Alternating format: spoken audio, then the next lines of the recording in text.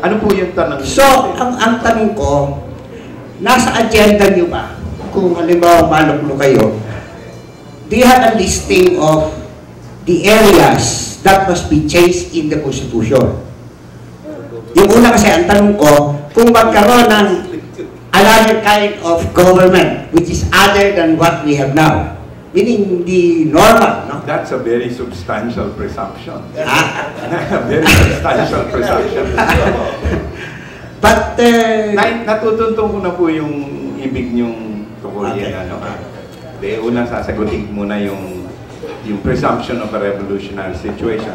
Paalala ko lang po sa inyo na dumaan po tayo dyan sa period na yan eh. Apo, sapagkat kami po ang mga naglunsad niyang kay Ninoy na nag-lead to EDSA, there was a very revolutionary government in place here in Manila at that time. I remember it very well because President Cory was very hesitant to allow my father and Neptali Gonzales to declare a revolutionary government in the meantime that we were doing the CONCOM.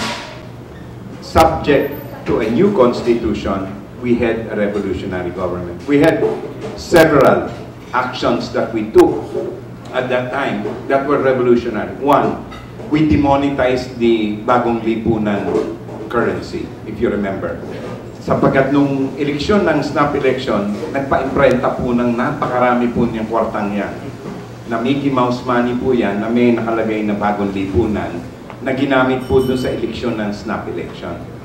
Immediately, upon the recommendation of Jimmy Ongpin, we demonetized all that money. Suddenly, that hoard of inflated pesos became nothing.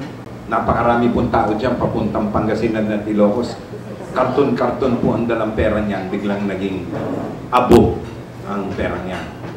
The other was, we wanted to declare all presidential decrees issued during the time of Marcos to be made null and void, subject to the reinstatement or the re-legislation of specific acts by the new Congress. In other words, we wanted whatever was in the law under PD to initially be made void and then give to the new Congress to be elected in 87 under the new Constitution the right to reinstate the same law as legislation.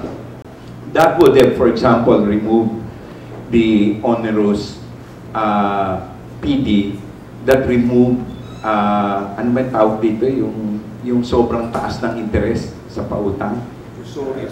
Usury. We actually have a usury law.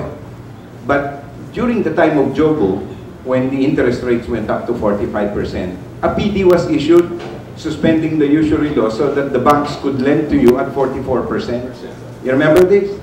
We thought the conditions that made that PD were no longer in existence and therefore the PD should be annulled. But we got substantial resistance from the banks. Alam mo naman kung bakit. But if we had that revolutionary moment and Cory had agreed, we would have removed that PD which suspended the usury law. I'm just pointing out two very clear examples where that can happen, and it did. But I just wanted to say the opportunity has passed. There were so many other onerous PDs invented by the lawyers of Mr. Marcos that are basically still in place today and basically harassing and oppressing people, and there's very little you can do because this Congress does not want to repeal the PD.